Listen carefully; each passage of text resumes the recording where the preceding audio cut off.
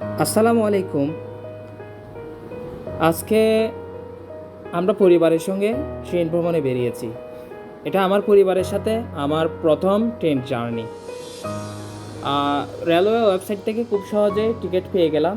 আর train আসার পর কোনো সমস্যা ছাড়াই বগি এবং সিট নাম্বার খুঁজে পেলাম। ট্রেন ছাড়ার সাথে সাথে আমার ছেলেরা খুবই উত্তেজিত ও আনন্দ অনুভব করছিল, কারণ এটা ছিল তাদের প্রথম ট্রেন জার্নি। আমি সব সময় তাদেরকে প্রকৃতি এবং জীবন সম্পর্কে অভিজ্ঞতা শেয়ার করার চেষ্টা করি।